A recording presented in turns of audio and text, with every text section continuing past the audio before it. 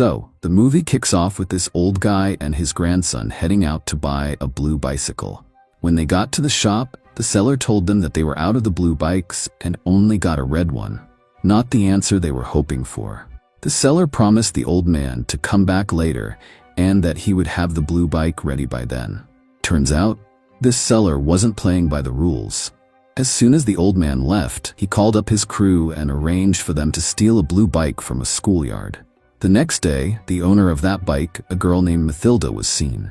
She was this sweet kid just trying to get to school, but now she was stranded because her beloved bike had been swiped. To make things worse, the car her mom usually drove to take her to school was totally busted. Her mom tried calling her husband, Marcus, who had just wrapped up his military service in Afghanistan. Turns out, he was stuck doing training for another 3 months, so no rescue from Dad either. Poor Mathilda and her mom had no choice but to manage on their own. That morning, Mathilda decided to hop on the train to school with her mom tagging along. Elsewhere, we're introduced to 2 dudes, Otto and Lennart. These guys worked as marketers for a company, but let's just say they're not exactly crushing it. They failed to hit their targets, and eventually, they got the boot. Tough day for them. Later, Otto was heading home on a train and noticed some random quirky stuff. He saw this guy tossing out perfectly good food, untouched. Then there was another guy with tattoos who looked like he could take on a whole wrestling match single-handedly. Soon after, Mathilda and her mom board the same train. Otto, being a decent guy, noticed that Mathilda's mom didn't have a seat.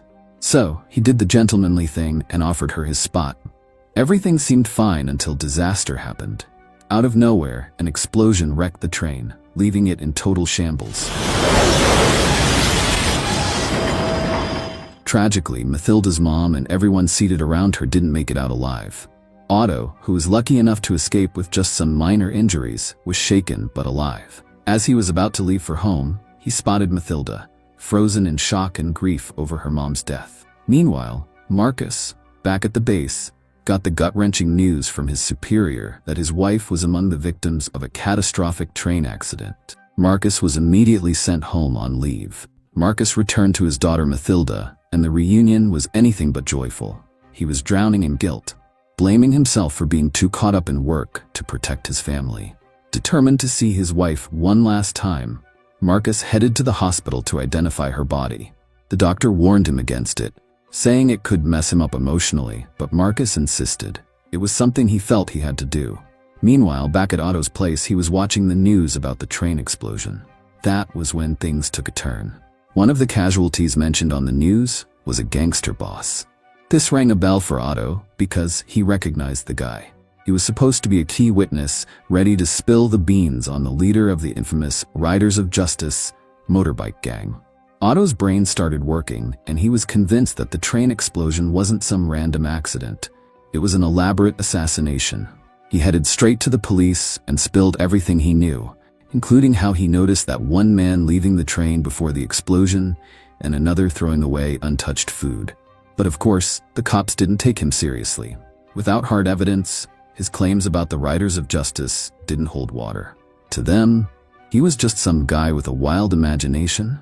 The next day, Otto met up with Lennart and asked him to hack into the train's info system. He was dead set on tracking down the guy who bailed off the train right before the disaster hit. Otto was convinced this dude was the mastermind behind the whole thing. He also figured the cops wouldn't lift a finger and would keep brushing it off as just another random accident. Meanwhile, Marcus and Mathilda were still majorly wrecked by what had happened. Neither of them could shake off the heartbreak, and moving on felt impossible. Marcus kept his feelings on lockdown, thinking it'd help Mathilda move past the incident quicker. But all it did was stir up tension between them, making things even tougher. Not long after, Otto and Lennart rolled up to Marcus's house. Marcus, a little caught off guard, asked how they'd managed to track him down. Otto shrugged it off like it was no biggie, saying Lennart's a whiz at hacking servers. He even let slip that through their little hack job, they found out Mathilda had a dad working special forces. Otto didn't beat around the bush. He laid it all out, saying the train accident wasn't just some freak event. Someone on that train had been a target, and the crash was no coincidence. He and Lennart invited Marcus to join them in digging deeper. Marcus, hearing this, wasted no time and suggested they take the conversation to his warehouse. In the warehouse, Otto spilled the full story. He told Marcus about the guy he spotted on the train, the one he was sure rigged the whole disaster to look like an accident. He mentioned that the target seemed to be some big-shot gangster leader. Otto also said he'd already gone to the cops, but they just waved him off, insisting it was a run-of-the-mill accident. That was enough to light a fire in Marcus. Knowing his wife's death wasn't just bad luck, he was ready to go full throttle on revenge. He pressed Otto and Lennart to ID the suspect ASAP.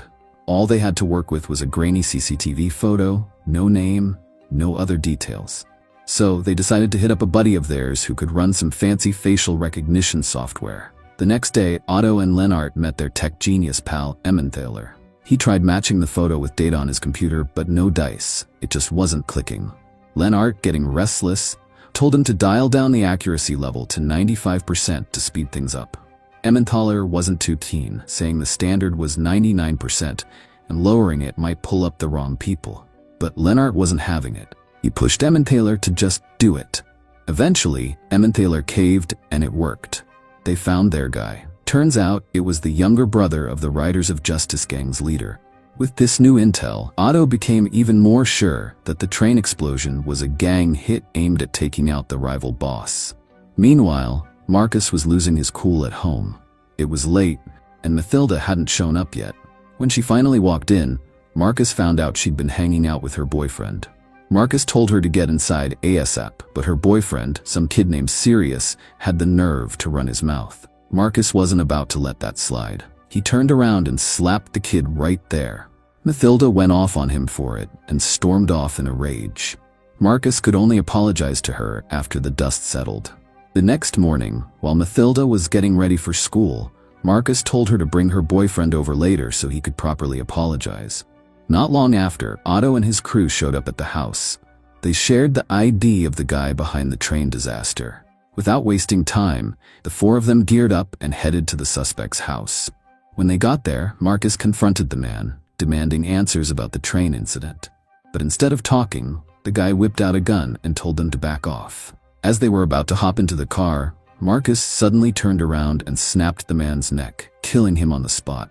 Otto and his crew were completely floored by what they just witnessed. Lennart, worried that Marcus's fingerprints might get traced by the cops, grabbed some detergent to wipe them off. Meanwhile, Emmenthaler, who had a deep hatred for gangsters, couldn't resist kicking the man's lifeless body over and over.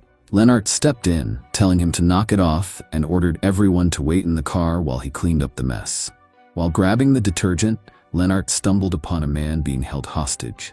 Freaked out, he bolted back to the car and left the scene in a hurry. Later that night, Mathilda brought Sirius over for dinner with Marcus. During the meal, Mathilda suggested that Marcus should see a psychiatrist, pointing out how his arrogance had been getting worse since the war and the loss of his wife. Marcus wasn't having it, though. He flat out refused, saying he didn't need any of that. After dinner, Marcus headed to the living room and caught a news segment about the Riders of Justice. The gang was still out there, wreaking havoc and killing people without a shred of mercy. Watching this fueled Marcus's resolve. He made up his mind to wipe out every last member of the Riders of Justice. The next day, Marcus called Otto and the others for a meeting. He demanded all the data they had on the Riders of Justice members, saying he was ready to start hunting them down one by one. Emmenthaler was all in, eager to help. But Otto wasn't so sure. He didn't like the idea of getting involved in what sounded like a full-blown massacre. Marcus wasn't taking no for an answer, though, and Otto reluctantly agreed to help. They decided to head to Emmenthaler's place to dig up the identities of the gangsters. Just as they were about to leave, Mathilda showed up unexpectedly. Otto panicked and hid, worried she'd be mad at him. He couldn't shake the guilt of knowing that giving up his seat to her mom had indirectly led to her death in the accident. Mathilda spotted Otto hiding and asked what was going on. Lennart and Emmenthaler quickly covered for him, saying they were psychiatrists her dad had invited over, and Otto was just their buddy tagging along. Mathilda lit up, thrilled that her dad had finally decided to see a psychiatrist. Meanwhile, the hostage from earlier, a young guy named Bodashka, was being interrogated by the Riders of Justice leader. The leader demanded to know who had killed his brother and threatened Bodashka's life if he didn't spill the beans. Terrified, Bodashka blurted out that the killers kept mentioning Emmentaler's name. Back at Marcus's warehouse, the group decided to search for Riders of Justice members there to avoid raising Mathilda's suspicions. But the computer in the warehouse was ancient and couldn't handle any hacking. Emmentaler suggested they go to his house to grab his computer instead. The three of them rushed to Emmentaler's place, but when they got there, they spotted some Riders of Justice thugs keeping an eye on the house. As they tried to enter, the gangsters launched an attack. Luckily, Marcus's Special Forces training kicked in, and he took them down with ease.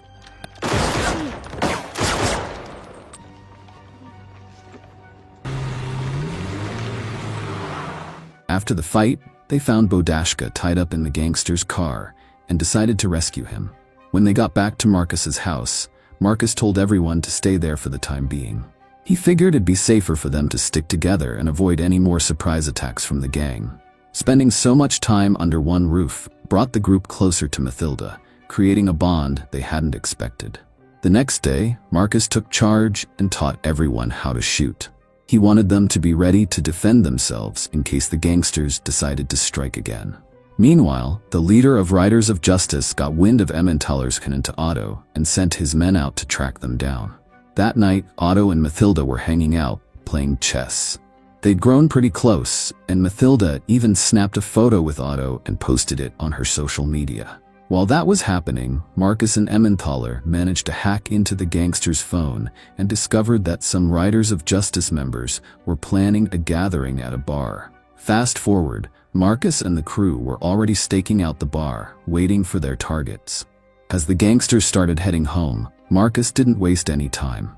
He took them out.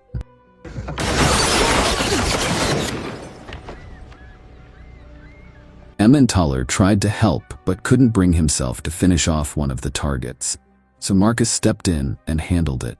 The next day, while the Riders of Justice were regrouping, one of the gang members' daughters stumbled upon a social media post featuring Otto.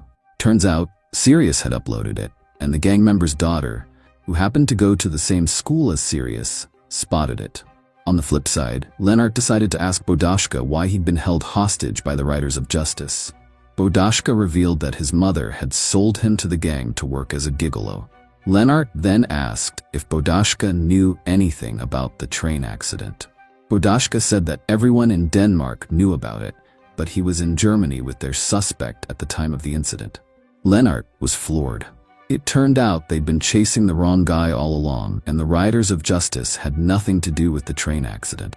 After double-checking the computer, they confirmed they'd been barking up the wrong tree. They broke the news to Marcus, who was absolutely crushed. He realized he'd killed the wrong person, which had now put them on the radar of Denmark's most feared gangsters. Furious and disappointed, Marcus stormed into the bathroom and trashed everything in sight. Otto stepped in to calm him down. It turned out the man they were looking for was someone who worked at the train station, a Turkish guy living in Denmark. The train incident had been nothing more than a tragic accident. The next day, Riders of Justice gangsters showed up at Sirius's place, demanding to know where Otto and Emmentaler were hiding. After being tortured, Sirius spilled the beans. Meanwhile, Marcus felt something was off and rushed back to his house, only to find the Riders of Justice attacking.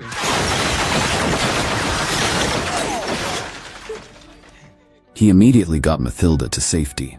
Despite being shot, Marcus told Mathilda to hide in her room while he dealt with the attackers. He grabbed his weapon and started taking them down one by one.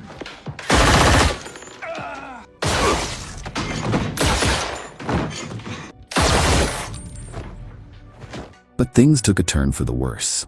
Mathilda was taken hostage by the gang leader. Marcus, feeling defeated, surrendered and told them to kill him instead. Just when it seemed like all hope was lost, Otto and the others showed up and took out the gangsters.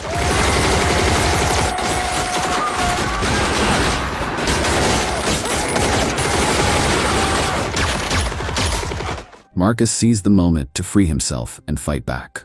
Mathilda, who had been shot in the left arm, was embraced by Marcus as they waited for the ambulance. Marcus apologized to her for everything, but his injuries were too severe. He eventually passed out. Later, on Christmas night, Marcus and the crew were seen gathered together. After everything they'd been through, Marcus and Mathilda now considered Otto and the others as family. Meanwhile, the old man from the beginning of the movie finally got the blue bicycle he'd been after and gifted it to his grandson.